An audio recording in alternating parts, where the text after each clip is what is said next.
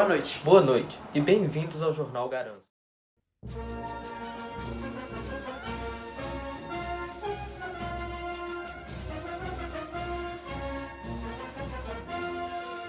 Feira, 20 de abril, foi registrado o terceiro acidente causado pela má gestão de postes elétricos, problema frequente em Belo Horizonte. Tereza Cunha Aparecida, de 44 anos, foi internada no Hospital São Tomé, devido ao contato com um fio rompido no bairro Ribeirão das Neves. No momento se encontra estável, mas o eletricista Bruno Rezende da CEMIG esclareceu o recorrente fenômeno em um vídeo no site da empresa. Antes disso, porém, no tempo. Marcos, aparentemente a temperatura de ontem foi a mais fria já registrada em Belo Horizonte, não é mesmo? É isso mesmo. Ontem foi um dia que bateu recordes em Belo Horizonte. Nunca tinha sido registrada a temperatura de 7 graus Celsius na capital mineira. Com a chegada da massa polar atlântica, uma massa de ar frio que caminha da Antártica até a região sudeste do Brasil, as temperaturas se mantiveram baixas e, além disso, esse ano ocorreu uma situação diferente do comum. Ela chegou mais forte que o normal, fazendo as temperaturas caírem mais e por mais tempo. Sendo assim, a previsão para os próximos dias é a permanência dessas temperaturas baixas, coisa por volta de 10 a 13 graus Celsius e sem chuva. É isso que eu trouxe para hoje. Obrigados a todos e agora é com vocês, Lorenzo e Bruno, na sede do jornal. Muito obrigado, Marcos. Agora, vamos acompanhar o vídeo publicado pelo Dr. Bruno Rezende.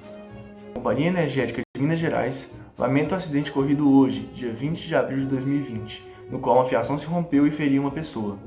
Nos responsabilizamos pelo acidente e já indenizamos a família da vítima, que se encontra hospitalizada e não corre risco de vida. A falha técnica foi de nossos engenheiros e nos comprometemos a não cometê-lo novamente. Aproveitaremos a situação para ensiná-los um pouco do fenômeno físico que causou o acidente. É a variação que ocorre nas dimensões de um corpo quando submetido a diferentes temperaturas. Como isso ocorre? Bem, sabemos que todas as coisas são formadas por átomos, as menores unidades da matéria. Os átomos, por sua vez, têm sua agitação medida pela temperatura, ou seja, tudo que achamos quente, na verdade, está com suas partículas mais agitadas, enquanto as coisas frias possuem partículas menos agitadas. Isso tudo nos leva a uma outra conclusão. Quanto mais quente está um objeto, mais os átomos se distanciam e mais espaço o corpo passa a ocupar. Da mesma forma, quanto mais frio está um objeto, mais juntos ficam seus átomos e o corpo passa a ocupar um espaço menor. A variação do tamanho do objeto a partir da temperatura é o que chamamos de dilatação térmica. Para maior compreensão, é normal dividirmos a dilatação térmica em 3 tipos. O primeiro e mais simples tipo de dilatação é a dilatação linear. Ela ocorre quando há um aumento significativo em apenas uma das dimensões do corpo, por exemplo, com uma barra de ferro ou com um fio, que, quando aquecido, dilata e aumenta seu comprimento. Cada material dilata de uma maneira diferente à mesma temperatura.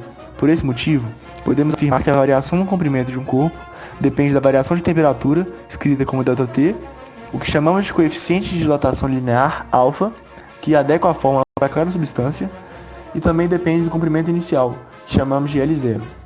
Percebam que se a temperatura diminuir, ΔT será negativo, e assim também será a variação do comprimento do objeto, ou seja, ele irá reduzir.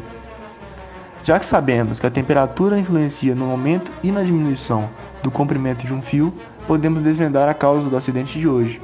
A fiação foi instalada provavelmente em um dia quente, e não houve muito cuidado com o comprimento em relação à distância entre o poste e outro. O fio deve ter ficado quase esticado. E como sabemos que a temperatura de hoje foi extremamente baixa, o que aconteceu foi que houve uma contração térmica do fio, ou seja, ele diminuiu de tamanho devido à variação de temperatura, chegando a ser menor que a distância entre os postes e, consequentemente, a fiação se rompeu. Para evitar que isso ocorra, devemos colocar entre um poste e outro um fio que seja bem mais comprido que a distância entre os postes, com uma folga, para caso haja contração térmica, ele não se rompa.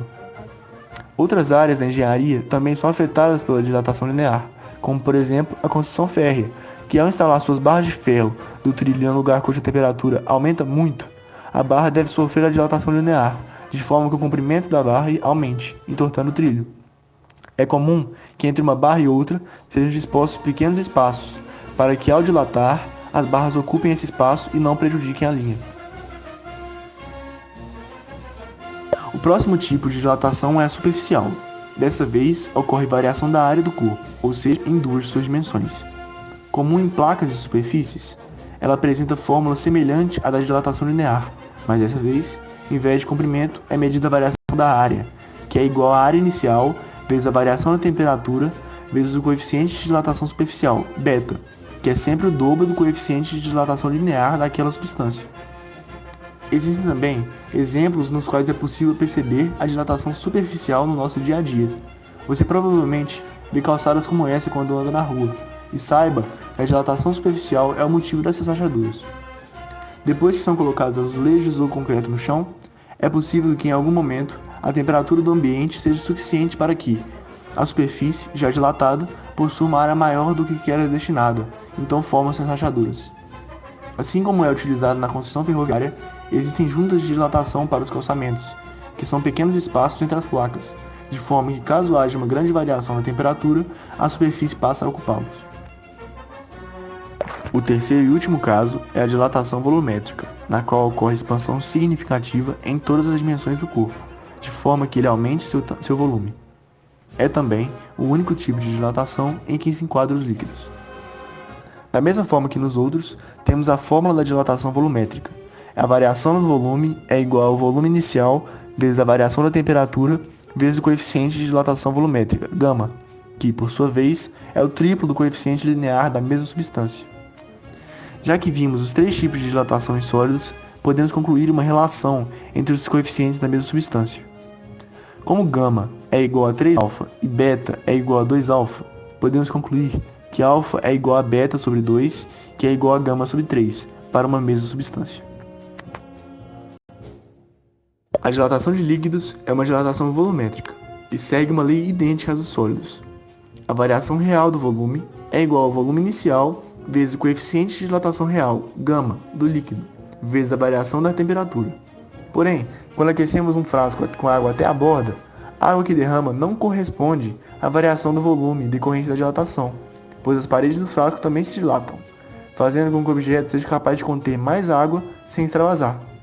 Por isso, consideramos a quantidade de água que cai após o aquecimento dilatação aparente do líquido, que pode ser calculada a partir da variação térmica do volume inicial e do coeficiente de dilatação aparente, γ. Podemos afirmar também que a dilatação real de um líquido é a soma da sua dilatação aparente com a dilatação volumétrica do frasco que o contém. Agora que você já sabe tudo sobre dilatação térmica, ligue para a CEMIG imediatamente, caso você encontre um poste com fio estendido que pode se romper. Agradeço a atenção.